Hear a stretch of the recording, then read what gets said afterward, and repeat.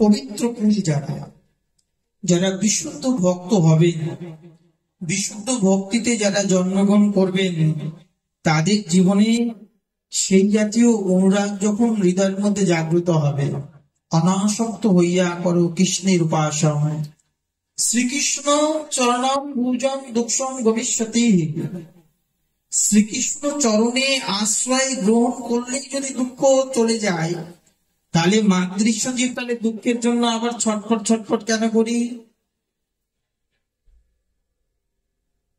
এত বড় রাজরানী মীরা, মারবার দেশের রাজরানী, সাধারণ রানী তো নয়, তারা যেখানে ছায়ার মধ্যে থাকতেন, আঁচলের পর্দার ভিতরে থাকতেন, সেই রাজরানী মীরা পর্যন্ত যখন বৃন্দাবনের পথে পথে যখন চলে গেলেন,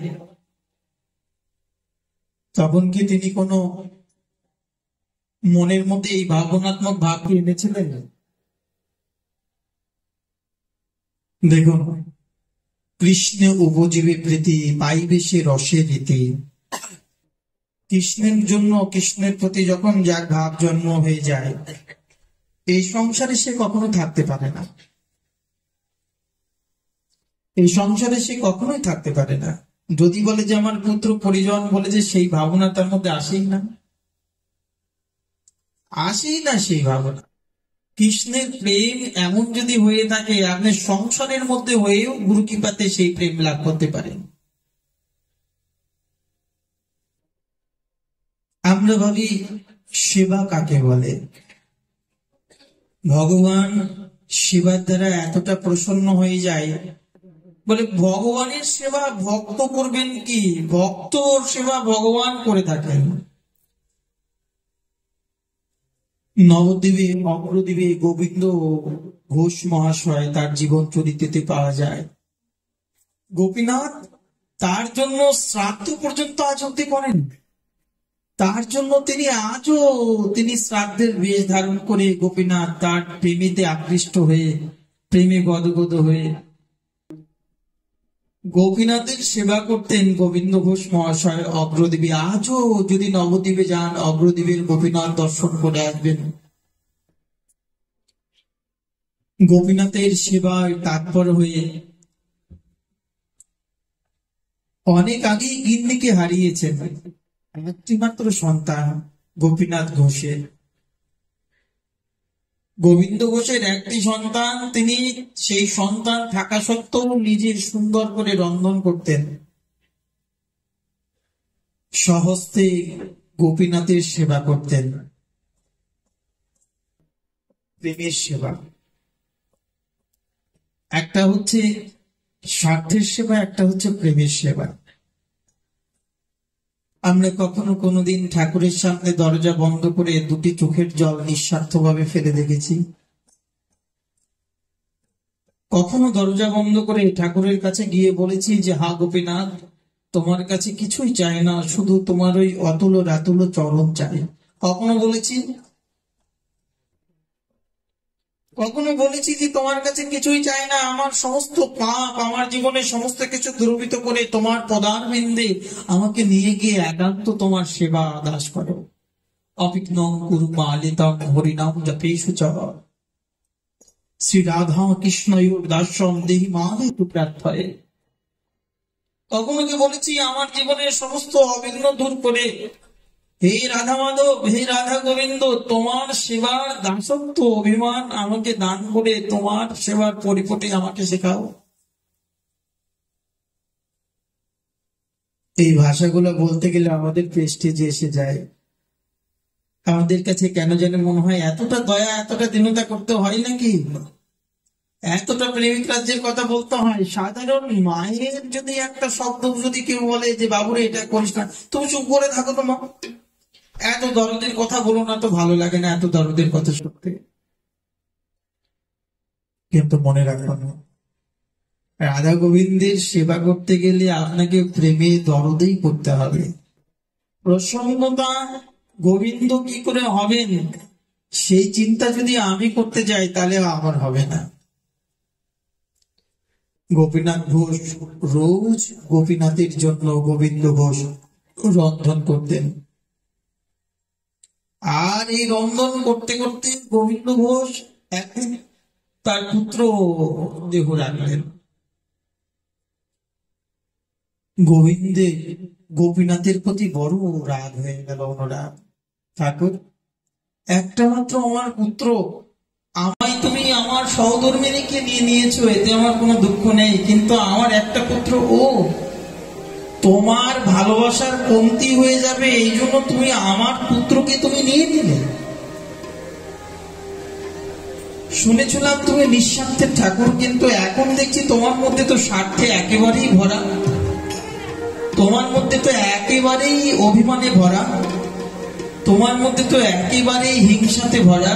আমার একটা মাত্র সন্তান, আমার বংশের প্রদীপ, যে কিনা আমাকে মুখাগ্নি করবে, তাকেও তুমি নিয়ে নিলে। আমি আজ থেকে আমি তোমার সেবা করব না, আজ থেকে আমি তোমার সেবা করব না, আজ থেকে আমি তোমার সেবাও করব না, নিজেও খাবো না। আজ থেকে আমি তোমার, তুমি যে মিথ্যা, তুমি যে ছল, তুমি যে কপট, তোমার মধ্যে যে একেবারেই বৈষ্ণবত্বর কিছু ছায়া নেই, আমি আজকের থেকে অনাহারে তোমার আঙিনায় পড়ে থাকবো। বেশ দুদিন হয়ে গেল গোপীনাথের সেবা আর গোবিন্দ ঘোষ করেন না। মনে মধ্যে রাগ হয়ে গেছে যে আমার একটি মাত্র সন্তান, তাকে তুমি এইভাবে ছিনিয়ে নিলে, তোমার সেবা কম হয়ে যাচ্ছে বিধায়। হঠাৎ করে গোপীনাথ যেন বিগ্রহের থেকে সাক্ষাৎ বেরিয়ে এসে বলছেন, গোবিন্দ, তোমার যদি দুটা সন্তান হতো, তোমার একটা সন্তান চলে গেলে তুমি কি তার প্রতি এরকম দুর্ব্যবহার করতে? গোপীনাথ বলছেন যে দেখো, গোবিন্দ ঘোষ গোপীনাথকে বলছে, দেখো গোপীনাথ, তুমি আমাকে এখন নানা ছলা কলা দিয়ে ভুলানোর চেষ্টা করছো। আমি জানি এটা তোমার ছলা কলা, আমার সন্তানকে তুমি নিয়ে নিয়েছো, এখন তুমি আমার চাচ্ছ যে আমার এই সন্তানের প্রতি যাতে আমার অনুরাগ ভুলে যায়, আবার তোমাকে আমি সেবা করি, তা কোনোদিন হবে না। গোবিন্দ ঘোষ এই বলে চোখের জলে হাওয়া করে কাঁদছে যে আমার বংশের প্রদীপ, আমার মুখাগ্নিকে তুমি এভাবে নিয়ে নিলে। সাক্ষাৎ ভগবান গোপীনাথ বললেন, গোবিন্দ, কে বলেছে যে তোমার সন্তান নেই? আমি যে তোমার সেবায় প্রসন্ন হয়ে আমি তোমার পুত্রত্ব গ্রহণ করেছি, আমি তোমার নিজের সন্তান। আমি আজ থেকে প্রতিজ্ঞা করলাম যে তোমার মৃত্যুর পর আমি তোমার নিজের শ্রাদ্ধ করব।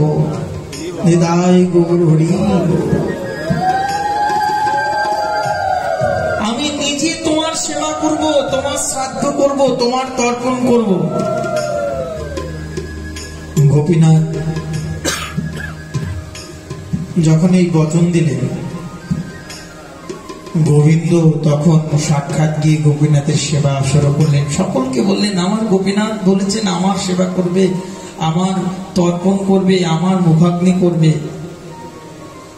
যখন বৃদ্ধ হয়ে গেলেন গোবিন্দ ঘোষ, আর এই বৃদ্ধ অবস্থাতে তখন একদিন কি হলো, নিত্য নিকুঞ্জের সেবা করতে করতে একেবারেই গোপীনাথ চলে গেলেন, গোপীনাথের অন্তরঙ্গ নিকুঞ্জে চলে গেলেন গোবিন্দ ঘোষ মহাশয়।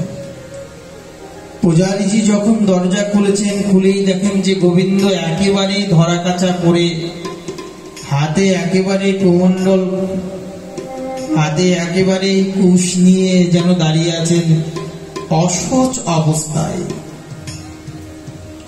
পূজারীজির চোখে জল এসে গেল যে গোবিন্দ, ভগবত সেবার জন্য তোমার এত বিরহ, এত ব্যাকুলতা, তো আমরা সেবা কি জানি? যশোদা মহাজনগণ বলছেন, আমরা সেবার কিবা জানি, সেবা জানে যশোদা রানী। কমসে কম 8 বার গোবিন্দকে খাওয়াতেন, আমরা কি করি? 8 বার কি খেতে দিই? আমরা তো সকালবেলা নকুলদানা, বাতাসা, ফলমূল, এই যে আমাদের ভাবনাত্মক ভাবনা, বলেন যে না, ভগবানের কাছে যেতে গেলে এই জাতীয় এই সাধারণ অনুরাগ দিয়ে ওই অবধি পৌঁছানো যাবে না।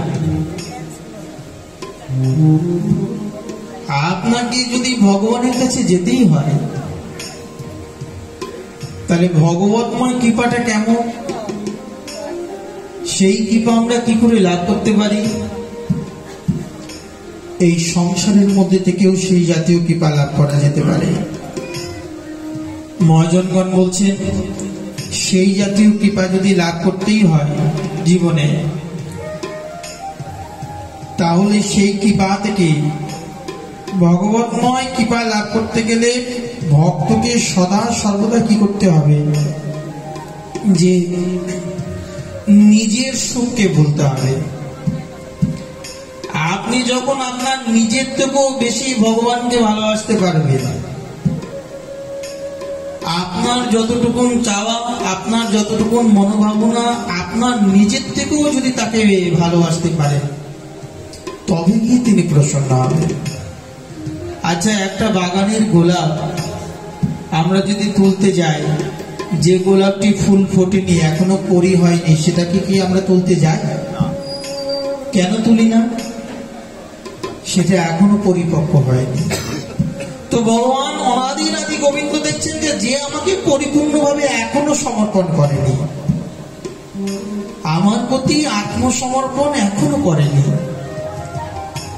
দ্রৌপদীর যখন বস্ত্রহরণ হচ্ছিল, দুঃশাসন বস্ত্র ধরে টানতে টানতে দ্রৌপদীকে নিয়ে যাচ্ছিলেন, দ্রৌপদীর হঠাৎ করে মনে পড়লো যে দ্রৌপদী স্বয়ং যখন নিজের বস্ত্র আটকাতে যাচ্ছিলেন তখন তিনি পারলেন না, কিন্তু যখন দুবস্ত্র দুহাত ছেড়ে দিয়ে বলেন, হা গোবিন্দ, হা প্রাণনাথ, হা মধুপতি, একমাত্র তুমি আমার স্বরূপ, একমাত্র তুমি আমার সর্বকারণের কারণ, ভগবান একেবারে আলোকে কি করলেন, দ্রৌপদীকে কত হাত বস্ত্র দিয়েছিলেন, এর কোনো পরিসীমা আছে? তো কৃপা আমরা কি করে লাভ করব? কৃপা লাভ করতে গেলে মহাজনগণ বলছেন, এই যে দেহ, এই দেহের দ্বারা যে ভজন করবেন, মহাজনগণ বলছেন যে বৃন্দাবন, যে এই দেহের মধ্যে যে সেই বৃন্দাবন, হৃদয়টি যে আসল বৃন্দাবন, আর এই আসল বৃন্দাবনে যেখানে কদম্ব বলে দাঁড়িয়ে আছেন কে? ভগবান স্বয়ং গোবিন্দ। ত্রিভঙ্গ ভঙ্গিম রূপম বিনুরন্ধ করাঞ্চিতম গোপীমণ্ডল মধ্যস্থম শোভিতম নন্দনন্দনম। যিনি ত্রিভঙ্গ ভঙ্গিম রূপ ধারণ করে গোপী মণ্ডলের মধ্যখানে একেবারে ত্রিভঙ্গ হয়ে দাঁড়িয়ে আছেন, ওই রূপ আমরা কি করে দেখতে পাবো?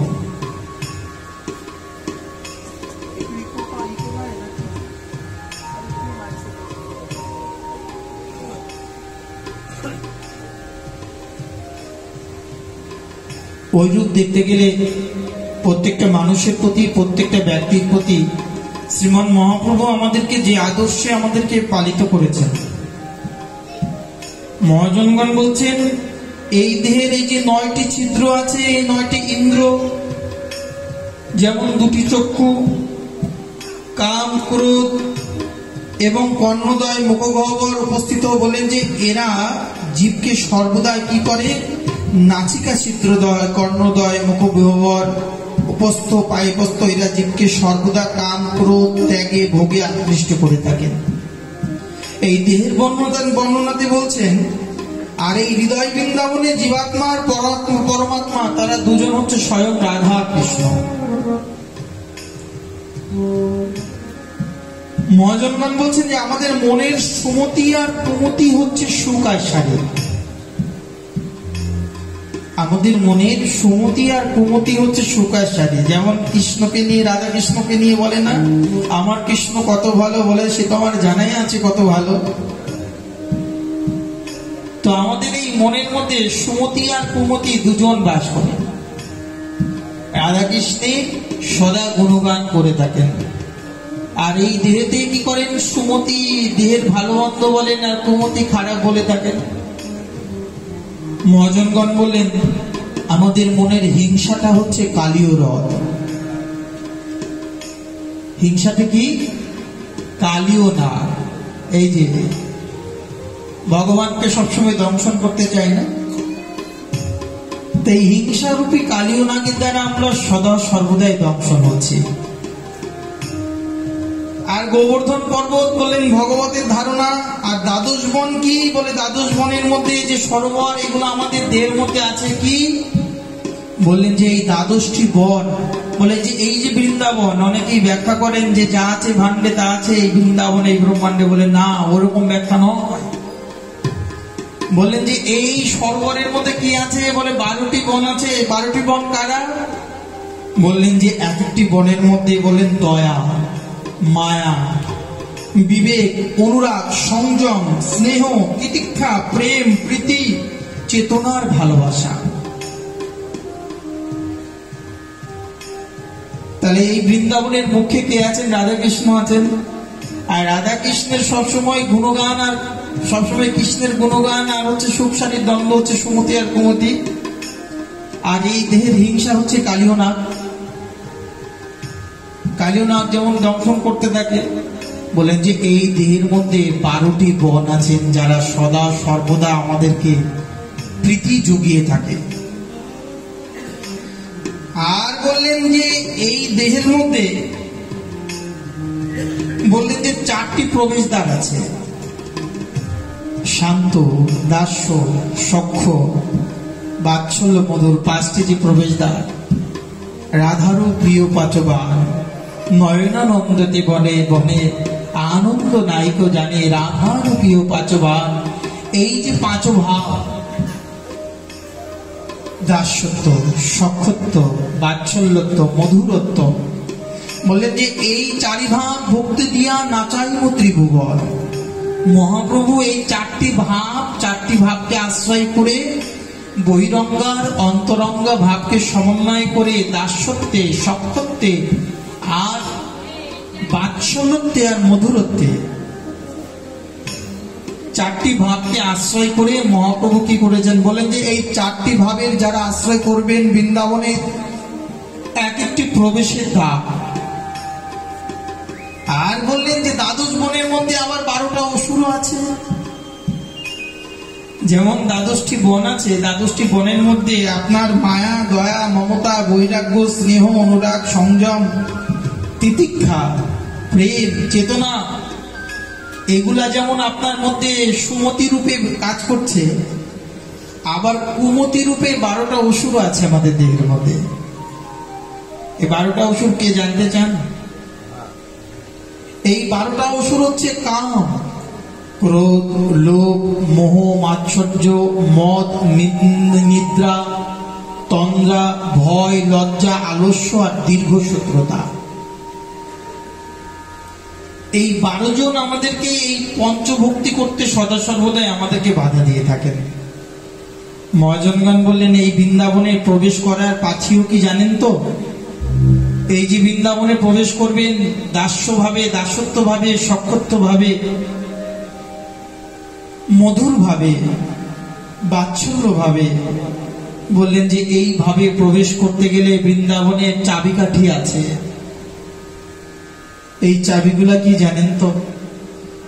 বললেন যে এই 4টি দ্বারের 4টি চাবিকাঠি আছে। একটা হচ্ছে অনাসক্তি, আসক্ত হওয়া যাবে না, অনাসক্ত হইয়া করো কৃষ্ণের উপাসন। ত্যাগ, জ্ঞান, ভক্তি, হরিনাম জপ, নিষ্কাম কর্ম, ধ্যান, বিশ্বাস, ব্যাকুলতা, আকুলতা, এইগুলা হচ্ছে বৃন্দাবনের যাওয়ার পাথেয়। সরলতা, এগুলো যদি না থাকে তাহলে বৃন্দাবনে প্রবেশ করা যায় না। আগে নিজেকে ভুলতে হবে, আমি আমার ভুলতে হবে। আপনি যে মা, এই মা ভুলতে হবে আপনাকে। আপনি যে বাবা, এই বাবা ভুলতে হবে। আপনি যে একটা পুত্র, এই পুত্র ভুলতে হবে। আপনি যে একটা যুবক, একটা পুরুষ, একটা নারী, বললেন যে এই স্বরূপ ভুলতে হবে। যতক্ষণ পর্যন্ত এই স্বরূপত্ব আপনার অভিমান না যাবে ততক্ষণ পর্যন্ত ভগবতময় স্বরূপ আপনার সম্মুখে আসবে না। ভগবানের যে দাসত্ব স্বরূপ সেবা স্বরূপ সেটা আসবে না। সাধন ভক্তিতে অনেক সময় দোষ হয়ে থাকে, অনেক ক্ষেত্রে সাধন ভক্তিতে দোষ হয়ে থাকে বলে দাসত্বে, সক্ষত্বে, বাৎসল্যত্বে আর মধুরত্বে। শ্রীমন মহাপ্রভু আমাদেরকে মধুর রসের উপাসনা দান করেছেন। তাহলে আমরা যে অনেক সময় ঘরের মধ্যে গোপাল উপাসনা করি, ঘরের মধ্যে গোপাল সেবা করি, সে বলে সেটা তো বাৎসল্যত্বের ভাব। শ্রীগুরু পাদ পদ্ম যে আমাকে বললেন রাধা কৃষ্ণ প্রাণমোহর যুগল কিশোর, তাহলে গোপাল সেবাটা কি শ্রীগুরু পাদ পদ্ম দিয়েছিলেন? মহাপ্রভুর উপাসনা কি গোপাল সেবা? বললেন যে ওটা তো বাৎসল্য স্বরূপ, যখন লীলাতে স্মরণে যাবে তখন ওই স্বরূপটা আকৃষ্ট হবে, কিন্তু নিত্য সেবা আমাকে যুগল স্বরূপেই করতে হবে। এই জন্য বললেন যে শুধু রাধার উপাসনা যদি করেন বলে তাও হবে না, যদি শুধু একলা কৃষ্ণের উপাসনা করেন বলে তাও আপনি এই মধুর রসকে আস্বাদন করতে পারবেন না। বৃন্দাবনের যে দাস্য সখ্য বাৎসল্য যে মধুর রসের প্রেম, বললেন যে এই প্রেমের কাছে অনেক সময় দুই রকম ভাবনা হয়ে থাকে, একটা ঐশ্বর্য, একটা মাধুর্য। একদিকে অর্জুন যেমন সখা, একদিকে মধুমঙ্গল সখা, তাই না?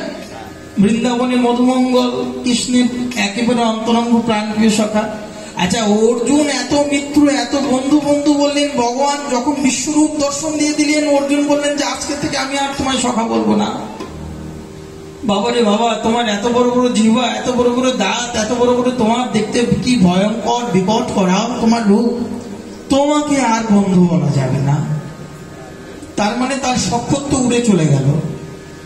আর একই মধুমঙ্গল যখন ব্রহ্মা এসে দেখছেন মধুমঙ্গল এঁটো ফলটা নিয়ে খেয়ে, ভাই কানাই একবার খেয়ে দেখ তো কত সুন্দর মিষ্টি ফল, এই দেখ।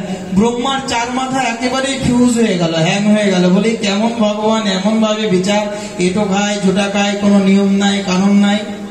বলে বৃন্দাবনের মধুর রসের কাছে ঐশ্বর্য কখনো দাঁড়াতে পারে না। দাসত্ব রসেও অনেক সময় অভিমান এসে যায়। শ্রীনাথে জানকনাথে অভেদ পরমাত্মনি, যিনি রামচন্দ্র তিনি কৃষ্ণচন্দ্র। হনুমান আর গরুরের মধ্যে কখনো ঠোকাঠুকি বেঁধে যায়, কখনো গরুর বলে আমি শ্রেষ্ঠ ভক্ত, কখনো হনুমান বলে তুমি কি শ্রেষ্ঠ করেছো, বলে আমি পিঠে করে ভগবানকে নিয়ে যাই, বলে আমি বুক ফিরে দেখিয়েছি। এবে সে মুরারি কুপুত আস্বাদিতে লীলা কুপুত পিতা যুগের হরুণ হনুমান। ও মুরারি, তুমি কি জানছ কি হে, যিনি হৃদয় ছিঁড়ে দেখিয়েছিলেন সীতারামের যুগল মাধুরী। ভগবানকে গিয়ে গরুর বলছেন আমি তোমার শ্রেষ্ঠ ভক্ত ভগবান। বলে কি করে হলে? বলে কেন, যে তোমার চরণ পাবার জন্য মুনিগণ, তপস্বীগণ, যোগীগণ এত এত যুগ যুগ ধরে তপস্যা করেন, সেই চরণ তুমি আমার কাঁধে রেখে তুমি ঘুরে বেড়াও। ভগবান বলেন তোমার এই দাসত্বের মধ্যে অভিমান এসে গেছে, তোমার এই দাসত্বের অভিমান ভাঙার জন্য আমাকে এক কাজ করতে হবে। আচ্ছা গরুর, তুমি যাও তো ওই হনুমানের সাথে অনেকদিন দেখা হয় নাই, হনুমানকে গিয়ে একবার গিয়ে বলো যে এরকম দ্বারকানাথ শ্রীকৃষ্ণচন্দ্র তোমায় ডেকে পাঠিয়েছে। গরুর গিয়ে এইবার বলে নে আর কি, ছোট্ট একটা বানর আমার পাংখার হাওয়াতেই তো উড়ে চলে যাবে। আর গরুর উঠতে উঠতে গিয়ে গিয়ে বলেন এই যে মশাই, আপনি কি শুনতে পাচ্ছেন, এই যে দ্বারকানাথ ভগবান শ্রীকৃষ্ণ আপনাকে ডেকে পাঠিয়েছে। বলে তু রাম নাম ছাড়া আমি কর্ণে তো কোনো নামই শ্রবণ করি না, রাম ছাড়া আমি কাউকেই ভালোবাসি না, সে যেই আসুক না কেন। বারবার গিয়ে গরুর এইভাবে ধাক্কা দিয়ে বলছে হনুমান প্রভুর মূর্তির সেবা করছেন, কোনো দিকেই ধ্যান নেই। ঐকান্তিক নিষ্ঠা না থাকলে ভক্তি হয় না। দাসত্বের মধ্যে যদি ঐকান্তিক নিষ্ঠা না থাকে তাহলে কখনো ভগবত প্রাপ্তি লাভ করা যেতে পারে না। তাই বললেন ওই ঐকান্তিক নিষ্ঠা দেখানোর জন্য গরুর একনিষ্ঠভাবে হনুমান রামের সেবা করছেন। গরুর গিয়ে বলেন আচ্ছা তাও তো দেখি, আপনি কি কানে শোনেন না, একেবারেই কি কানা? বললাম এত বারবার করে বলছি, এই যে মশাই দ্বারকানাথ শ্রীকৃষ্ণচন্দ্র আপনাকে ডেকে পাঠিয়েছে বলেই পাখিটা এত উৎপাত করছে, লেজের মধ্যে জড়িয়ে পাখিটা আকাশে এমন করে গরুরকে ছুঁড়ে মেরে দিল, গরুর উঠতে উঠতে উঠতে উঠতে গরু গড়াতে গড়াতে দ্বারকানাথের চরণে গিয়ে পড়ে অচেতন। পাখাগুলো একেবারে ব্যথা হয়ে গেছে, মনে হচ্ছে ব্যান্ডেজ করতে হবে, গরুর আর উঠতে পারছে না। পাখা নিয়ে গোবিন্দ দ্বারকানাথ জল ছিটিয়ে বললেন, কি গরুর হনুমান এলো না? বললেন, প্রভু ভেবেছিলাম ওই দুষ্ট বানর পড়াশোনা করে না, অভদ্র মূর্খ, কোনো রেসপেক্ট করে না, আমাকে এভাবে আকাশে ছুঁড়ে মারলো, আমার হাড্ডি গুড্ডি গুলো সব ভেঙে চুরমার হয়ে গেছে। তুমি কি বলেছো? বলে, কেন? তুমি যে বলে দিলে যে দ্বারকানাথ শ্রীকৃষ্ণ ডেকে পাঠিয়েছেন। ভগবান দ্বারকানাথ বলছে, এবার গিয়ে বলো দ্বারকানাথ নয়, অযোধ্যানাথ মর্যাদা পুরুষোত্তম রামচন্দ্র তোমায় ডেকে পাঠিয়েছে। দ্বারকানাথ নয়, অযোধ্যানাথ তোমায় ডেকে পাঠিয়েছে, হনুমানকে গিয়ে বলো। বলে, আবার যাব? বলে, হ্যাঁ যাও না। আবার চিন্তা করছে, এবার তো পাংখা ফেলে দিয়েছে, এখন যদি পাটা যদি ডানাটা যদি টেনে ছিঁড়ে দেয়, আমার প্রভু সেবা বন্ধ হয়ে যাবে, আমার অভিমান সব ত্যাগ হয়ে যাবে, আমি কি করব? বলে, দুষ্টু বানর বলা তো যায় না। আচ্ছা, গিয়ে গরুরের কাছে গিয়ে বলছেন, এবার হাত জোর করে ভদ্র হয়ে বলছেন, এই যে মশাই শুনছেন, দ্বারকানাথ নয়, অযোধ্যানাথ মর্যাদা পুরুষোত্তম রামচন্দ্র আপনাকে ডেকে পাঠিয়েছেন, কৃপা করে আপনি চলুন। এই চোখ বন্ধ করে প্রণাম করতে না করতেই হনুমান নেই। হনুমান অদৃশ্য। এইবার গরুর বলছেন যে, কি দুষ্ট বানর, একবার আমাকে আকাশে ছুঁড়ে মারলো, এখন মুহূর্তের মধ্যে অদৃশ্য হয়ে গেল, কোথাও পাচ্ছে না। এইবার রাগবাগ করতে করতে দ্বারকানাথের কাছে গিয়ে দেখছেন যে দ্বারকাপুরী আর দ্বারকাপুরী নেই, যেন অযোধ্যাপুরী হয়ে গেছে। আর দ্বারকানাথ সেখানে নেই, সেখানে অযোধ্যানাথ রামচন্দ্র বসে আছে দ্বারকানাথের সিংহাসনে। আর বললেন যে সেখানে রুক্মিণী দেবী বলে সীতা হয়ে বসে আছেন।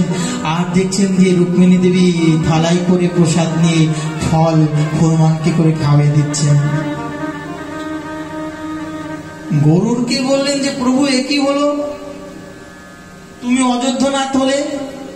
বললেন যে, গরু ঐকান্তিক নিষ্ঠা যার মধ্যে হয়ে থাকে, যার সেব্যের প্রতি ঐকান্তিক নিষ্ঠা হয়ে থাকে, সে কখনোই তার সেব্যবাদে, তার ভগবতবাদে অন্য কাউকে কদাপি চাইবেন না, তার মনের মধ্যে যদি ঐকান্তিক নিষ্ঠা থাকে। আমাদের মনের মধ্যে নিষ্ঠাটা কেমন? ভগবানকে যখন যাই, ভগবানের কাছে হাত জোর করে কত রকম কাকতি মিনতি যদি বলি, প্রভু আমার এই দাও, ওই দাও, ধনম দেহি, জনম দেহি, পুত্রম দেহি। মহাজনগণ বলেন, ধন জন নাহি মাগি, কবিতা সুন্দরী, সত্য মুক্তি দাও, এই কৃপা করি। আমরা সেবা কি করব? সেবা করবার মতন আমাদের যোগ্যতা কি আছে? কিন্তু আমরা যদি অনেক সময় মনে করি যে আমাদের মধ্যে সেবা হচ্ছে, আমাদের মধ্যে ভাবনা আছে, ভক্তি আছে, বললেন যে না, নিজেকে সদা সর্বদা নিচু করে না ভাবলে ভগবত প্রাপ্তি কখনোই লাভ হতে পারে না। মহাজনগণ বলছেন যে বিশুদ্ধ চিত্ত ব্রহ্মভূত প্রশান্তাত্মা ন শোচতি ন কাঙ্ক্ষতি সমো সর্বেষু ভূতেষু মদ্ভক্তিম লভতে পরম। বলছেন, যতক্ষণ পর্যন্ত ব্রহ্মভাব উপলব্ধির আপনার মধ্যে জাগ্রত না হচ্ছে, যতক্ষণ পর্যন্ত ব্রহ্মভাব বিশুদ্ধ চিত্ত ব্যক্তি, তার কখনো শোক হয় না, তার মনের মধ্যে কখনো দুঃখ হয় না, এই সংসারের দুঃখ তাকে আঘাত আনতে পারে না। এই সংসারে যারা বিশুদ্ধ ভক্ত, তাদের কাছে যত দুঃখ আসে তারা আরো আনন্দ পায়। দেখুন, মহাজনগণ বলছেন যে দুঃখ আমাদের জীবনে আসা দরকার আছে, জীবনে অমাবস্যা আসা দরকার আছে। অমাবস্যা যদি না আসে, তাহলে পূর্ণিমার চাঁদের আলোকে আমরা অনুভূতি করতে পারবো না। তাই দুঃখ আমাদের প্রতিটা কোলে। আমাদের মহাজনগণ ভগবান স্বয়ং মহাপ্রভু বলছেন যে আমি বিজ্ঞ, তুমি অজ্ঞ, বিষয় কেন দেব? সচরণামৃত দ্বারা বিষয় ভঞ্জাইব। আমি তো বিজ্ঞ, আমি তো জানি তুমি তো আমার কাছে চাইবে যে পুত্রং দেহি, ধনং দেহি, জনং দেহি, অর্থং দেহি, কিন্তু আমি তোমায় কি দেব? আমার কাছে যদি আসতে হয় তাহলে আমি তোমাকে প্রথমে কি করব জানো তো? আগে তোমার সর্বস্ব আমি তোমার কাছ থেকে ছিনিয়ে নেব। যত প্রকার এই সংসারে দুঃখ আছে, যত প্রকার এই সংসারে কষ্ট আছে, জ্বালা আছে, যন্ত্রণা আছে, এই মায়া দ্বারা প্রেরিত করে তোমাকে বারবার দুঃখ দেব। তুমি যতক্ষণ পর্যন্ত কৃষ্ণ বলি যে জীব অনাদি বহির্মুখ, এই অনাদি বহির্মুখ থেকে উন্মুখ যতক্ষণ না পর্যন্ত হচ্ছ, ততক্ষণ পর্যন্ত আমি তোমার পিছনে মায়াকে সেটিং করে রেখে দেব, আরো কষ্ট দেব। আর যেদিন তুমি আমার একান্ত বলবে হে গোবিন্দ আমি তোমার, হে প্রাণনাথ আমি তোমার, সেদিন আমি কি করব? বলে সেদিন থেকে আমি আর তোমাকে আর এই সংসারী মায়া থেকে তোমাকে মুক্ত করে কৃষ্ণ ভজিবার যার আছে অভিলাষ, সে বুঝুক কৃষ্ণের মঙ্গল প্রিয় দাস। মহাজনগণ বলছে কৃষ্ণ ভজন করতে গেলে কৃষ্ণের যারা প্রিয় দাস, কৃষ্ণের যারা অনুরক্ত ভক্ত, তাদের কাছে যেতে হবে। মহাজনগণ বলছেন যে বিষয় থাকিতে কৃষ্ণ প্রেম নাহি হয়। বিষয়ের বাসনা হৃদয়ের মধ্যে থাকলে সেখানে কৃষ্ণ প্রেম আসবে না। সাধন ভক্তি হবে কিন্তু বিশুদ্ধ ভক্তি হবে না। তবু আমি বিষয়ের দূরে কৃষ্ণ জানিয়ে নিশ্চয়, বিষয় থেকে কৃষ্ণ দূরে আছে এই কথাটা মনে রাখতে হবে। কৃষ্ণ সূর্য সম মায়া তম অন্ধকার, যাহা কৃষ্ণ তাহা নাহি হয় মায়ার অধিকার। আমরা মায়াময় জীব। মহাজনগণ বলছেন যে দৈনতা, দীনতা যদি হৃদয়ের মধ্যে না থাকে তাহলে ভগবত প্রাপ্তি হতে পারে না, কখনোই ভগবানের কাছে যাওয়া যেতে পারে না। মহাজনগণ বলছেন যে খণ্ড খণ্ড হয় দেহ যায় যদি প্রাণ, তবু আমি বদনে নাচারি হরিনাম। কিন্তু আমি তো বদনে হরিনাম কি করে করব? আমি তো নিত্য সেবা, নিত্য নিয়ম করতে গিয়েও হয়রান হয়ে যাচ্ছি। ভগবত ভজন কি করে করব? কিঞ্চিত ভগবত ভজন করতে গেলেই নানান রকম মায়া এসে আমাকে জড়িয়ে ধরছে। আমি কোন মতেই ভগবত ভজন, ভগবত সাধনা থেকে আমি বঞ্চিত হয়ে যাচ্ছি। মহাজনগণ বলছেন যে এই জাতীয় সাধনা যদি হৃদয়ের মধ্যে কখনো জাগ্রত হতে হয়, তাহলে নিজেকে কোন জাতীয় ভাবনায় নিয়ে যেতে হবে? মহাজনগণ বললেন যে কৃষ্ণ প্রেম ভাবিত যার চিত্ত ইন্দ্রিয় কায়। যার হৃদয়ের মধ্যে কৃষ্ণ প্রেম আছে, এবার আমার ভাবতে হবে যে আমার মধ্যে কৃষ্ণ প্রেম আছে কি আছে না, বলে থার্মোমিটার নিয়ে আসুন, চেক করে দেখুন। কৃষ্ণ প্রেম যার মধ্যে হয় তিনি হসতি রৌতি রদতি নিত্যতি উন্মাদি পদ গায়ন্তী। কখনো হাসবেন, কখনো নাচবেন, কখনো গাইবেন, কখনো প্রেমাম্মত প্রেমে উন্মাদ হয়ে যাবেন, কখনো অশ্রু কম্প পুলক হৃদয়ের মধ্যে আসবে। প্রতি অঙ্গ কম্পন হতে থাকবে, প্রতি অঙ্গে কম্পন হতে থাকবে। কৃষ্ণ নামের এমন মহিমা যে কৃষ্ণ নামে মরা বাঁচে, জীব বাঁচে, বৃক্ষ নাচে। কাজী সাহেবকে উদ্ধার করবার জন্য মহাপ্রভু গেলেন একেবারে মশাল নিয়ে, কত কত মশাল। বলে নবদ্বীপে যে তত এত জনতা ছিল না, কিন্তু যত মশাল হাতে সেদিন কাজী দেখেছিল। বলে এরা কারা? বললেন যে সকলেই মশাল নিয়ে যাচ্ছেন, সকলেই যারা দুহাতে মশাল নিয়েছেন, হঠাৎ করে দেখছেন অনেকেই দুবাহু তুলে কীর্তন করছেন। তাদেরও মনে ইচ্ছা হলো, আমাদেরও একটু ইচ্ছা হচ্ছে কীর্তন করতে। ও মা, দুহাতের পরে আর দুহাত কোন দিক দিয়ে যে বেরিয়ে গেল, তারা সকলেই দুবাহু তুলে কীর্তন করতে লাগলেন। তারা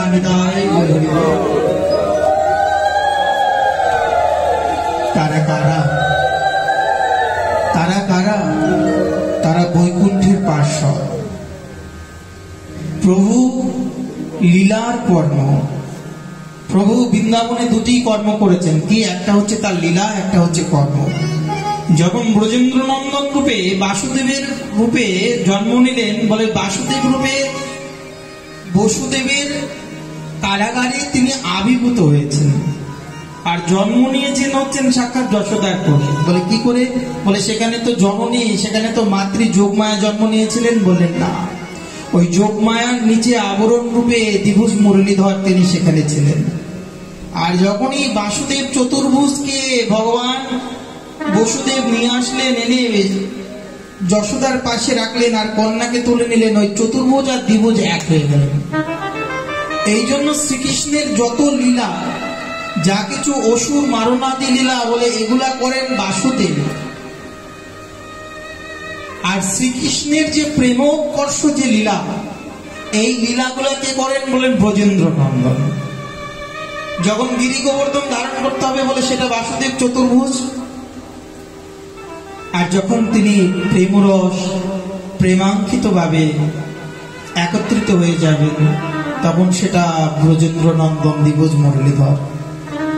রশিদ কাজীকে উদ্ধার করবার জন্য মহাপ্রভু যাচ্ছেন, যেতে যেতে যেতে যেতে তৎকালীন সময় সত্যাবতী আর মাধবাচার্য দুইজন মহাপ্রভুর একান্ত ভক্ত ছিলেন। মহাপ্রভু কীর্তন করতে করতে মহাপ্রভু যখন যাচ্ছেন, ভজ শ্রীকৃষ্ণ কহ শ্রীকৃষ্ণ লহ শ্রীকৃষ্ণের নাম, এই কীর্তন করতে করতে মহাপ্রভু গমন করলে মাধবাচার্য বললেন, সত্তা কিঞ্চিত এই তাম্বাকু লাউ দিয়ে একটু তুমি মহাপ্রভুর জন্য একটু ক্ষীর রান্না করবে, প্রভুর আমি ভোগ নিবেদন করব, আমি একটু কীর্তন করতে যাই, প্রভু তুমি রান্না করতে থাকো, আমি প্রভুর পিছনে পিছনে ধাবিত হই। মাধবাচার্য প্রভুর পিছনে পিছনে ধাবিত হলেন, আর পাশ দিয়ে যখন কীর্তন হচ্ছিলেন, ভজ শ্রীকৃষ্ণ কহ শ্রীকৃষ্ণ লহ শ্রীকৃষ্ণের নাম রে, এই যে কীর্তন, এই কীর্তন করতে করতে হঠাৎ করে হরিনাম শ্রবণ করে সত্যাবতী তিনি রন্ধন করবেন, কোলের মধ্যে সন্তান, হাতে লাউ আর সম্মুখে একটা ধারালো বটি অস্ত্র। কিন্তু কৃষ্ণ নামের এমন মহিমা, যেন মদনের মাদনাক্ষ ভাবের মহা বৈচিত্র্য দশা যেমন হয়ে যায়, মদমত্ত হস্তি হয়ে যায়, প্রেম যখন এসে যায় তখন হৃদয়ের মধ্যে মাদকত্ব আসক্তি, বলে মাদকের আসক্তি আর কি। জগাইকে বলছেন যে জগাই নিত্যানন্দ প্রভুকে খেপিয়ে দিলেন, মহাপ্রভু তুমি যে ক্রোধ, তুমি একবার ওই হস্তিনাপুরকে উল্টিয়ে দিয়েছিলে এক নাঙলের দ্বারা, তুমি এই যুগে প্রেম প্রচার করতে পারবে না। বলে আমি পারবো, আমাকে একবার যেতে দাও। জগাইয়ের কাছে গিয়ে আর জগাই দিলেন কলসির কানা, বললেন যে একটা দিয়েছি মাথায়, বলে আবার যদি কেষ্ট কেষ্ট করো তাহলে আরেকটা কপাল ফাটাবো। নিত্যানন্দ প্রভু দেখলেন এদেরকে এইভাবে ভোলানো যাবে না, বলে নিতাই। নিত্যানন্দ বললেন, আরে জগাই ও মাধাই, তুমি যে পান করছো মাটির পাত্রে, ওটা কি গো? বলে ওটা মদ। বলে কতক্ষণ নেশা থাকে? বলে রাত্রে পান করলে সকালে ছুটে যায়। বলে দুধ, এ আবার একটা মদ হলো নাকি? এখন জগাই মদের কাজ করছে নাকি? তাহলে তার থেকেও কি ভালো মদ পাওয়া যায় গোসাই? বলে হ্যাঁ, আমার কাছে যে ব্র্যান্ডেড মদ আছে, এই মদ পান করলে তোমার জন্ম জন্মান্তরের নেশা একবারে জীবন সারা জীবন থেকে যাবে।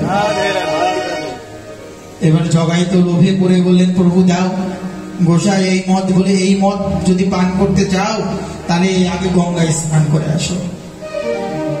মাদাই বলছেন কিছুতেই আমি যাবো না। বলে দাঁড়া না, স্নান করে আসি আগে, আমি একটু চেক করে দেখি, ট্রাই করে দেখি, পরে তো না হয় নিবি।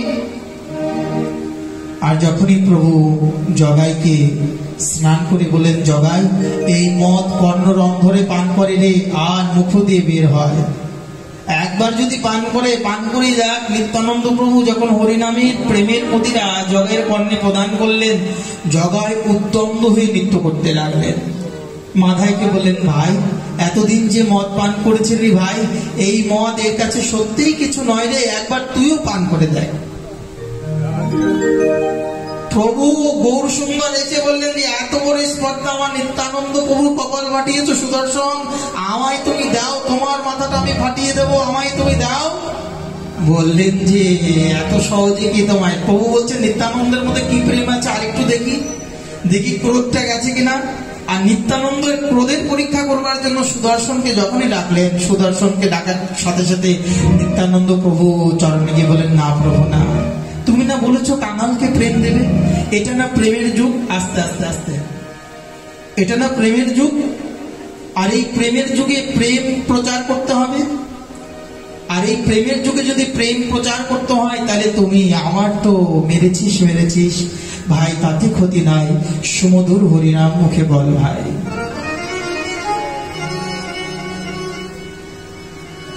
সেই প্রেম দেবার জন্য আজ রশিদ কাজীকে বললেন, কাজী তুমি জবন, যদি আমার নামের যদি প্রেম সত্য থাকে, তাহলে আজকে তোমার কেন, তোমার 14 গোষ্ঠী উদ্ধার করবো। কাজীর কাছে ছুটে গেলেন, মাধবাচার্য ছুটে গেলেন। আর এদিকে সত্যাবতী কৃষ্ণ নামে একেবারেই পাগল হয়ে গেছেন, চোখটা যেন বুঝে গেছেন। আচ্ছা, কখন কৃষ্ণ নাম করতে করতে নিজের কোলের সন্তানটি লাউটি পড়ে থাকলো আঙিনাতে, আর নিজের কোলের সন্তানটি বটির মধ্যে টুকরা টুকরা করে একেবারে খন্ড খন্ড করে হাড়ির মধ্যে দিয়ে দিলেন। তার হুঁশ নেই। মা হয়ে কৃষ্ণ নামের এমন মাধুর্য যে সাক্ষাৎ সত্যাবতী নিজের সন্তানকে পর্যন্ত একেবারে খন্ড খন্ড কখন করেছেন, কখন যে হাড়ির মধ্যে দিয়ে জাল দিচ্ছেন, আর হৃদয়ের মধ্যে চিন্তা, কৃষ্ণ কৃষ্ণ কৃষ্ণ কৃষ্ণ কৃষ্ণ, হে রাম রাঘব রাম রাঘব রাম রাঘব তাহি মা। মাধবাচার্য কাজীকে দলন করে মহাপুরুষ নিবাসের আঙিনাতে গিয়ে সবে গিয়ে বসেছেন। নিত্যানন্দ প্রভু একেবারে উদ্দণ্ড নৃত্য করতে করতে ঘেমে গেছেন বেটা, অদ্বৈত মৃদঙ্গটা সবেমাত্র রেখে বেদিতে বসেছেন। মাধবাচার্য একেবারে গিয়ে আঙিনায় গিয়ে খটখট করছেন, ও সত্তা কোথায় গেলে, একটু দরজাটা খুলো। সত্তার কোনো চেতনাবোধ নেই। নামে প্রেমে সত্তা এত ডুবে গেছে যেন তার কোনো চেতনাবোধ নেই। সত্তা দরজাটা ধাক্কা দিতেই খুলে গেল, যেভাবে আউসিয়ে গেছিলেন ওভাবেই খুলে গেল। আঙিনার ভিতর দিয়ে রক্তাক্ত একেবারে রক্তের স্রোত বয়ে যাচ্ছে। বৈষ্ণবের গৃহে রক্ত, একই অমঙ্গল। ছুটে গিয়ে দেখলেন যে রান্নাঘরের মধ্যে সত্তা আজও সেই কালে হাত দিয়ে নয়নে অশ্রু, কৃষ্ণ কৃষ্ণ হরে কৃষ্ণ হরে কৃষ্ণ কৃষ্ণ কৃষ্ণ হরে হরে, হরে রাম রাম রাম হরে হরে, কৃষ্ণ নাম করতে করতে নয়নে অশ্রু, চোখটা মেলেই আছেন।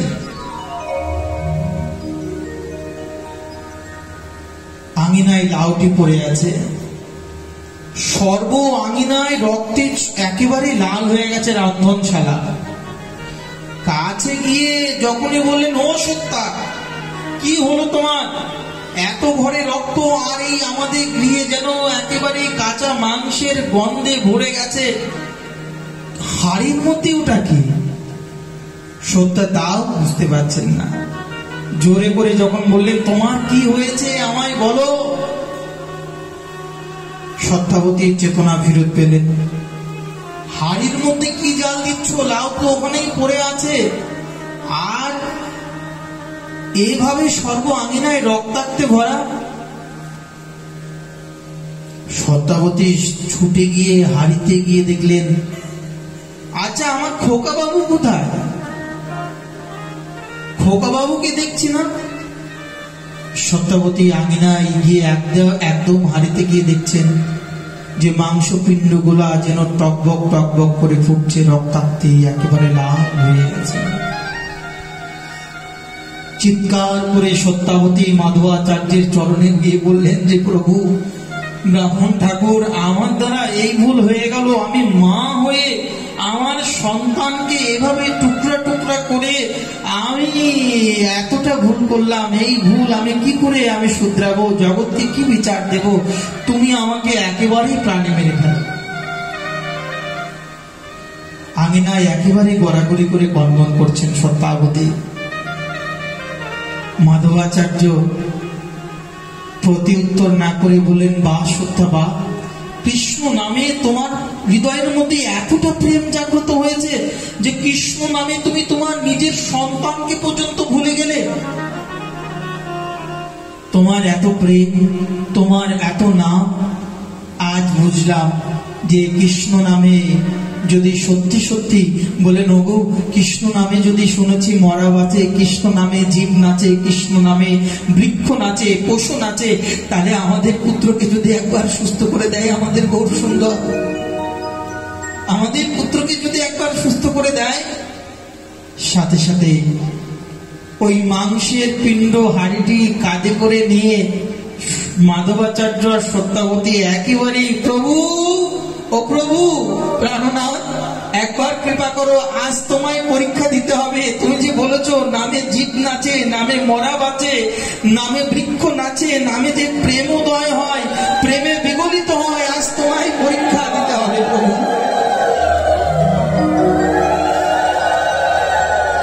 প্রভুর সম্মুখে মাংসপিণ্ডের হাড়িটি রেখে একেবারেই বন্দন করছেন, আমার সন্তান সত্যাবতী তোমার নাম করতে করতে নিজের সন্তানকে খণ্ড খণ্ড করে হাড়ির মধ্যে দিয়ে ফেলেছে। কি করে এই প্রেম হবে? তোমার এই প্রেমের দ্বারা খণ্ড খণ্ড বিগলিত টুকরা মাংসপিণ্ড যদি তোমার নামে যদি সত্যিই প্রেম এসে থাকে, তোমার নামে যদি সত্যি সত্যিই প্রেম থেকে থাকে, তাহলে আজ তুমি পরীক্ষা দাও। একেবারে মহাপ্রভু মিটমিট করে হাসছেন, ও অপ্রদ পরমানন্দ নিত্যানন্দ রায়, তুমি যে অভিমান শূন্য নিতাই, তুমি যে নগরে নগরে বেড়াও, তোমার মধ্যে যে প্রেম আছে, আজ দেখতে চাই তোমার প্রেম কতটা আছে।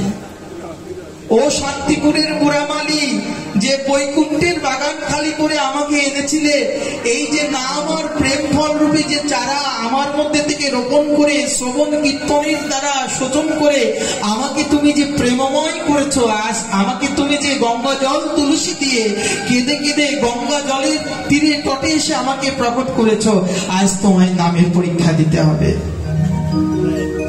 অদ্বৈতের মৃদঙ্গ, নিত্যানন্দের হুঙ্কার, গদাধর শ্রীবাস, ও গদাধর আজ তোমাকে আসতে হবে, আজ তোমাকে প্রেমের পরীক্ষা দিতে হবে। গদাধরকে বললেন, ও নিত্যানন্দ, ও শিবানন্দ, তোমার কুকুরেও যে হরিনাম গায়, তোমার কুকুরেও যে কৃপা পেয়েছে, ও ভবানন্দ, ও আচার্য শ্রীনিবাস, মৃত পুত্রকেও রেখে তুমি কৃষ্ণ নাম করেছো, আজ তোমাদের পরীক্ষা দিতে হবে। রঘুনাথ, তোমার বৈরাগ্য প্রেমের পরীক্ষা আজ দিতে হবে। সকলকে ডাকলেন, কীর্তনের আনন্দ শুরু হয়ে গেল। হরে কৃষ্ণ কৃষ্ণ কৃষ্ণ হরে হরে, হরে রাম রাম রাম হরে হরে। এই যে কৃষ্ণ নাম করতে করতে, কৃষ্ণ নামে নিত্যানন্দ প্রভু একেবারে হুঙ্কার দিয়ে উঠলেন, একেবারে অদ্বৈত লাফিয়ে মৃদঙ্গ নিয়ে দাঁড়িয়ে গেলেন। গদাধর প্রেমে পুলকিত হলেন, শ্রীনিবাস একেবারেই ভাবে বিহ্বল হয়ে। সকল পার্শ্বদগণ সেই মাংসপিণ্ডের চতুর্দিক দিয়ে কীর্তন করতে করতে প্রভু প্রেমামৃত হয়ে উদ্ভট্ট নৃত্য করতে লাগলেন। আর সেই কীর্তন করতে করতে নামামৃত প্রেমামৃত দ্বারা ত্রিভুবন যেন প্রকম্পিত হতে লাগলো। আর সেই ত্রিভুবন যখন প্রকম্পিত হতে লাগলো, আর সেই মাংসপিণ্ড যেন সেই নামে প্রেমে থরথর থরথর থরথর করে কাঁপতে কাঁপতে কাঁপতে কাঁপতে নামের দ্বারা প্রেমের মূর্তি খণ্ড খণ্ড সেই মাংসপিণ্ড একাকৃত হয়ে গেলেন। যখন সেই মাংসপিণ্ডের হাড়ির থেকে যেন গৌর গৌর বলে, নিতাই নিতাই বলে, হা কৃষ্ণ বলে সেই যে কৃপাচার্য যখন চিৎকার করতে লাগলেন, প্রভু ছুটে গিয়ে সেই শিশুকে কোলে তুলে নিলেন। নিতাই গৌর হরি গৌর। আর সেই পুত্রকে বললেন, তুমি যে নামের কৃপাতে তুমি আজ পুনরায় তুমি খণ্ড খণ্ড প্রাণ ফিরে পেলে, আজ থেকে তোমার নাম হবে কৃপাচার্য। সকলে জয় ধ্বনি দিতে লাগলে, নিত্যানন্দের জয়, গৌরাঙ্গের জয়, হরিনামের জয়, প্রেমামৃতর জয়, প্রেম সিন্ধুর জয়।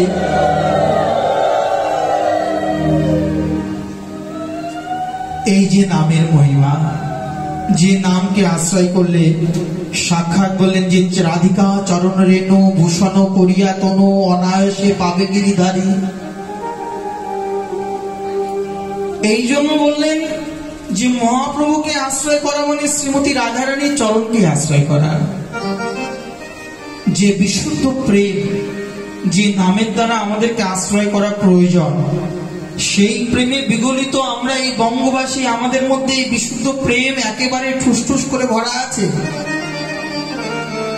কেননা আমি বিগত দিনই বলেছিলাম যে ওই বঙ্গে প্রভু প্রেম যেচে যেচে দিয়েছে, নাও নাও নাও, আর এই বঙ্গে বললেন একেবারে ফেলে দিলেন ঝুড়ির থেকে, যা পারো তাই নাও। যে চায় তারে দেয়, যে না চায় তারেও দেয়, প্রভু আমার দাতা শিরোমণি।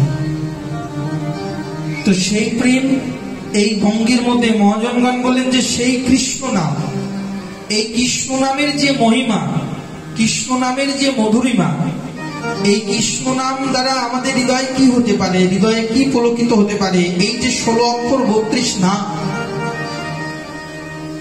আমরা যারা এই 16 অক্ষর 32 নাম করে থাকি, মহাজনগণ বললেন যে নাম দুই ভাবে হয়ে থাকে। এক হচ্ছে ভক্ত দুই প্রকার, এক সাধক, এক হচ্ছে সিদ্ধ। ভক্ত কয় প্রকার? দুই প্রকার। সাধকের জন্য সাধারণ সাধন ভক্তি একজন সিদ্ধি স্তরে চলে যায়। বললেন যে সাধক দ্বিধা প্রাথমিক আর প্রত্যাহার কিচ্ছ, দেহের দ্বারা সিদ্ধ, নিত্য সিদ্ধ, আর বললেন প্রাথমিক ভাবে চিত্তের মধ্যে শুদ্ধ ভাবে হরিনামের দ্বারা চিত্ত সিদ্ধ করে ভজনের দ্বারা সিদ্ধ হয়। একে বলা হয় সিদ্ধ পুরুষ। কৃপা তিন ভাবে পাওয়া যায়, এক হচ্ছে সাধনলব্ধ কৃপা, এক হচ্ছে মহৎ কৃপা, আর এক হচ্ছে ভগবত কৃপা। আমাদের জীবনে দুই প্রকার অনর্থ এসে থাকে, অপরাধ দুই প্রকার, এক হচ্ছে ভগবত ইচ্ছাকৃত, আর এক হচ্ছে মহৎ অপরাধ হেতুক। কেন আমাদের এই জাতীয় প্রেম আসতে চায় না? কিঞ্চিত নাম শ্রবণ করলে প্রেম আসতে চায় না কেন? বললেন যে জন্ম জন্মান্তরের অপরাধ হৃদয়ের মধ্যে একেবারেই ভরে আছে। বাইরের চর্ম তো নানা রকম ডিটারজেন্ট, পাউডার, শ্যাম্পু দ্বারা ধৌত করি, কিন্তু অন্তর্ময় যে ডিটারজেন্ট, সেই অন্তর্ময় ডিটারজেন্টের যতটুকু প্রয়োজন সেটা ব্যবহার করতে পারি না। মহাজনগণ বললেন যে এই যে হরে কৃষ্ণ কৃষ্ণ কৃষ্ণ হরে হরে, হরে রাম রাম রাম হরে হরে, এই যে 16টা অক্ষর, এই 16টা অক্ষর যারা জপ করেন তাদের মধ্যে কোন জাতীয় প্রেম জন্মে থাকে, সীতানাথ ওঙ্কারনাথজি তিনি ব্যক্ত করলেন। এই যে হরে, মহাজনগণ বলেন যে হে হরে, মম চিত্তম হিত্বা ভববন্ধনম মোচনম। কেউ যদি একবার বলেন হরে, কেউ যদি একবার বলেন রাধা, বলেন যে কেউ যদি বলেন রাধা রাধা রাধা, বলে এই সংসার তার কাছ থেকে হয়ে যায় বাধা বাধা বাধা। আর বললেন কেউ যদি 16 অক্ষরের একবার যদি বলেন হরে, হে হরে মম চিত্তম হিত্বা ভববন্ধনম মোচনম, হে হরে আমার চিত্ত হরণ করে ভগবন্ধন হতে আমাকে তুমি একেবারেই মুক্ত করে দাও। একবার যদি কেউ হরে উচ্চারণ করেন, বলেন আবার যদি কেউ কৃষ্ণ করেন, হে কৃষ্ণ মচ্চিত্তম আকৃষ্ণ, আমার চিত্তকে তুমি একেবারেই আকর্ষণ করে নিয়ে দাও। হরে সমাধুর্যেন মচ্চিত্তম হর, তোমার ওই রূপ মাধুর্য, লীলা মাধুর্য, বেণু মাধুর্য, তোমার গুণ মাধুর্যের দ্বারা আমার চিত্তকে একেবারে আকৃষ্ট করে নাও। হরে কৃষ্ণ, তারপর আসছেন কৃষ্ণ। হে কৃষ্ণ, বললেন যে কৃষ্ণ নাম রূপ গুণ লীলাধীশ মত নিষ্ঠান করু, তোমার নাম লীলা রূপ গুণীতে যেন আমার একেবারেই মন নিষ্ঠ হয়ে যায়। কৃষ্ণ রুচির ভবতি মে, হে হরে নিজ সেবা যজ্ঞম গুরু।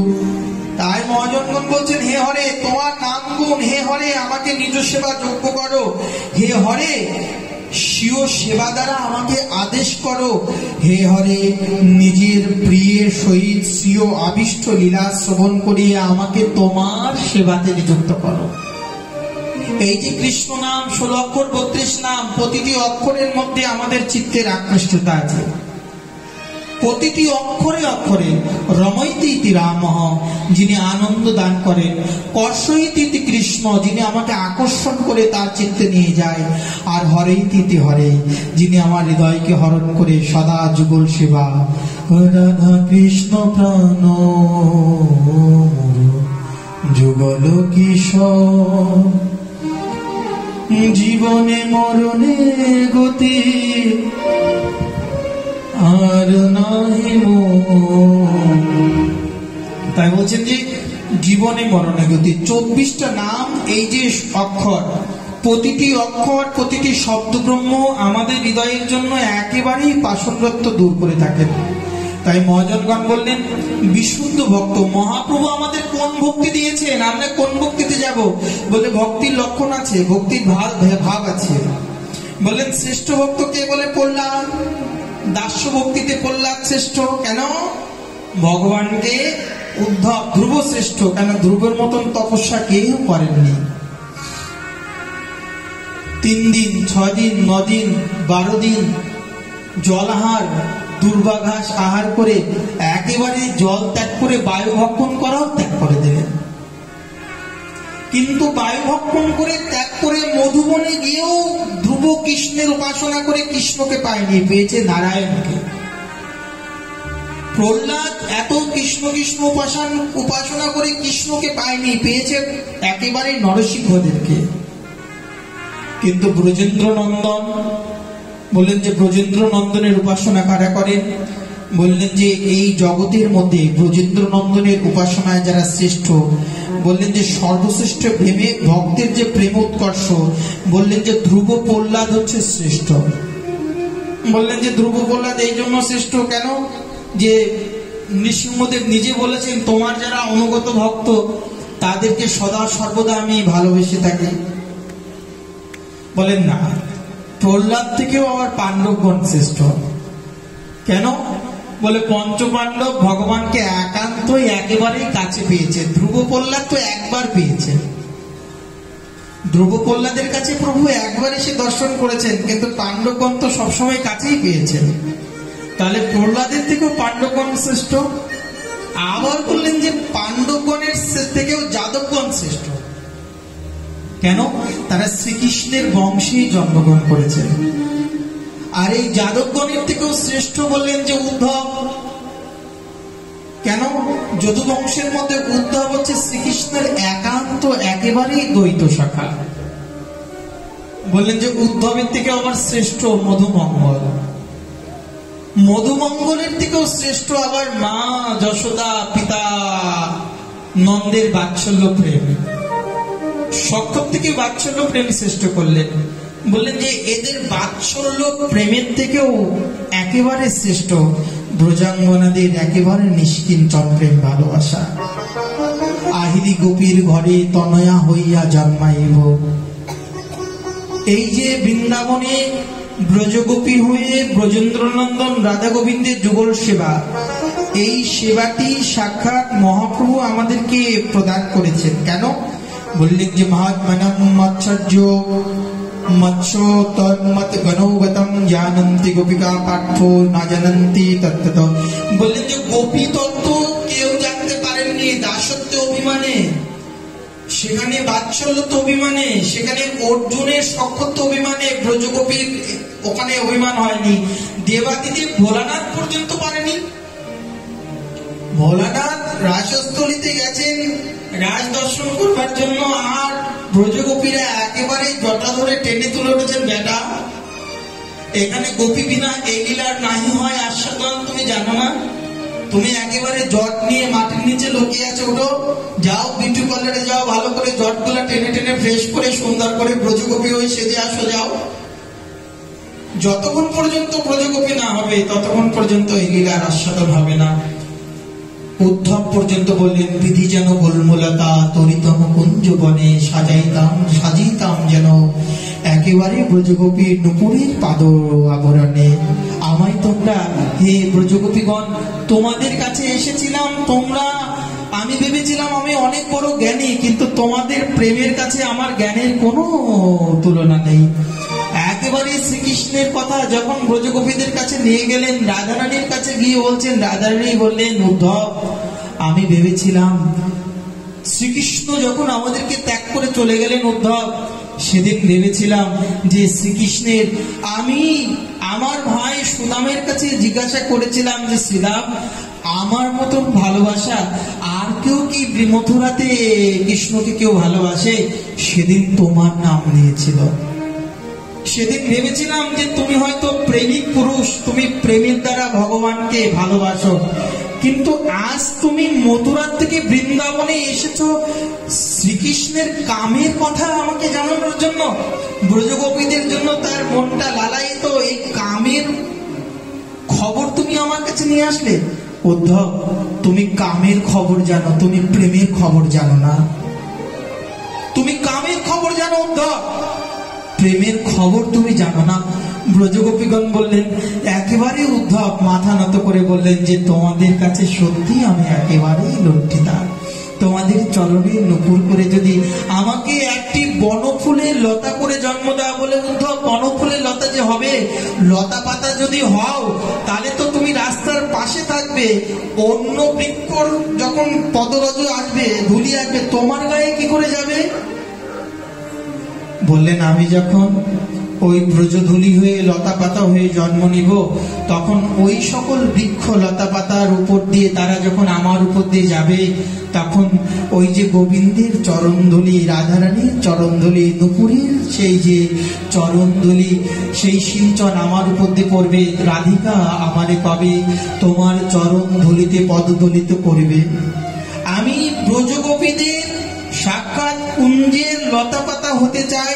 ব্রজগোপীগণ যখন কাছ দিয়ে যাবেন কৃষ্ণ প্রেমে, তাদের নুপুর যখন ঝংকার করবে, তখন সেই নুপুরের ঝংকারে ব্রজধূলিগণ উড়ে উড়ে গিয়ে তখন আমার গায়ে পড়বে, সেই ধুলিতে আমি দূষরিত হব।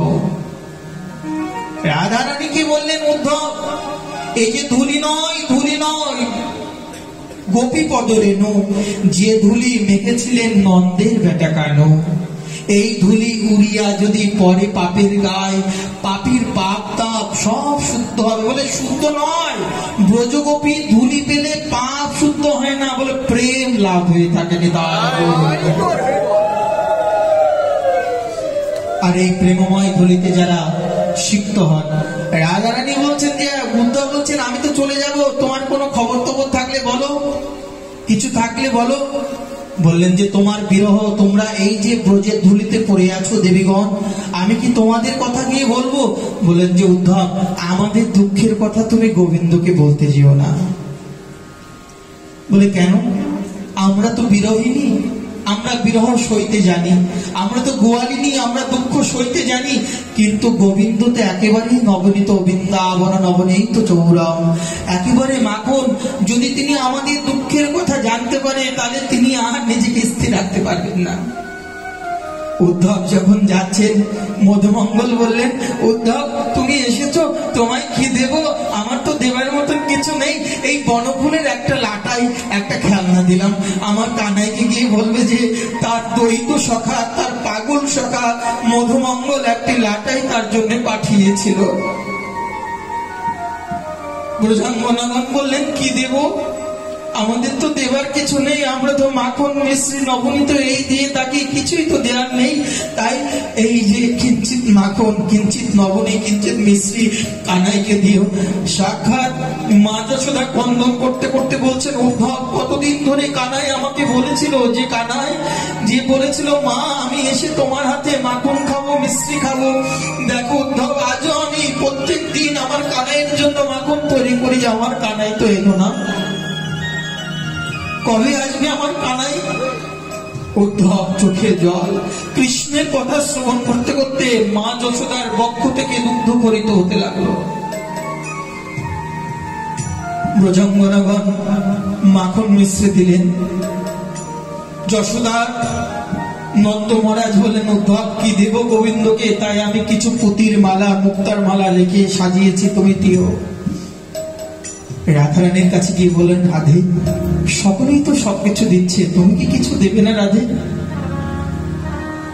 সকল থেকে আড়াল করে, একেবারে আত্মগোপন করে রাধারানী একটি পত্র উদ্ধবের হাতে দিলেন, বললেন সকলের উপঢৌকন যখন দেয়া হয়ে যাবে উদ্ধব, একান্তে তুমি রাধারানী আমার এই চিঠিটা তুমি গোবিন্দের হাতে দেবে, একান্তে দেবে। হঠাৎ করে বৃন্দাবন থেকে মথুরাতে উদ্ধব ফিরে গিয়ে মধুমঙ্গলের সেই লাঠি, ব্রজাঙ্গনাদের সেই ওই যে একেবারেই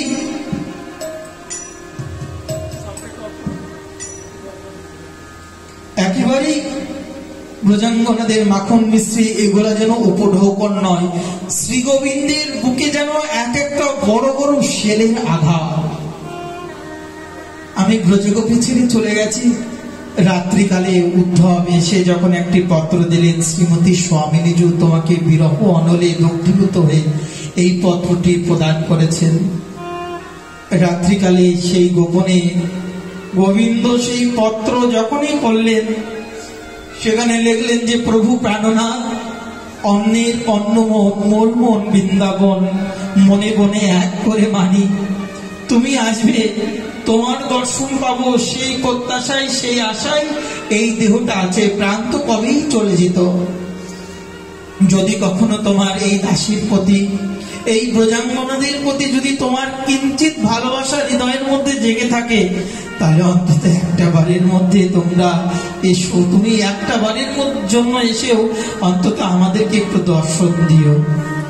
গোবিন্দ এই চিঠি পড়বার সাথে সাথে হা রাধে, হা প্রাণময়ী, হা করুণাময়ী কন্দন করতে করতে একেবারেই ধুলায় লুণ্ঠিত হয়ে গেলেন। সেই দিন থেকে মথুরাপুরীতে জমির থেকে রাধারানীর হাতের এই পত্র পেয়েছেন, গোবিন্দ আমার নয়নের অশ্রুতে একেবারেই বিমোহিত হয়ে গেছেন। হা রাধা, হা রাধা, প্রাণ রাধা, করুণাময়ী, কৃপাসিক্ত, কৃপাময়ী। এই যে প্রেমের রাজ্যের কথা, এগুলা অনুরাগের কথা বাবা, এগুলা সাধন ভক্তির ঊর্ধ্বের কথা, এইগুলাতে প্রেম আসে। এগুলা এখানে বিধি, বেদ বিধির অগোচর রতন বেদির উপর নাম ধরিয়া মদন মোহন। চারিবেদ স্বরদর্শন যদি না হয় অধ্যয়ন, যদি হয় অধ্যয়ন, সে যদি গৌরাঙ্গ নাহি ভজে, বৃথা তার অধ্যয়ন। বললেন যে বৃথা তার অধ্যয়ন, গৌরাঙ্গকে যদি নাহি ভজে, তাহলে কখনো রাধারানীর করুণা সে কদাপি পাবে না।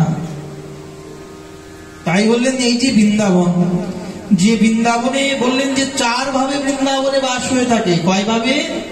কেউ যদি বৃন্দাবনে কৃষ্ণ মন্ত্র দীক্ষাও যদি বৃন্দাবনে হয়ে থাকে, সে যদি সংসারেই থাকে, মৃত্যুর পরে তাও তার বৃন্দাবনে বাস হবে। কেউ যদি অন্যত্র দীক্ষা নিয়ে বৃন্দাবনে কেউ যদি বাস হয়, ক্ষণার্ধকাল, অল্পকাল, তথাপি তার পরজন্মে বৃন্দাবনেই বাস হবে। কেউ যদি ব্রজবাসীর কুলে জন্মগ্রহণ করে, তাও তার বৃন্দাবনে বাস হবে। আর যদি তার যদি বৃন্দাবনে জন্ম হয়ে অন্যত্র মৃত্যু হয়, তাও তার বৃন্দাবনে বাস হবে। মহাপ্রভু আমাদের এই মধুর রসের আস্বাদন দিয়েছেন। এখানে দাসত্ব নয়, এখানে সক্ষত্ব নয়, এখানে বাৎসল্যত্ব নয়, যেখানে সাক্ষাৎ ঐশ্বর্য নন্দন মাধুর্যের পরাকাষ্ঠা শ্রীমতী রাধারানীর সেবা করবার জন্য সদা সর্বদা হাত জোর করে থাকেন।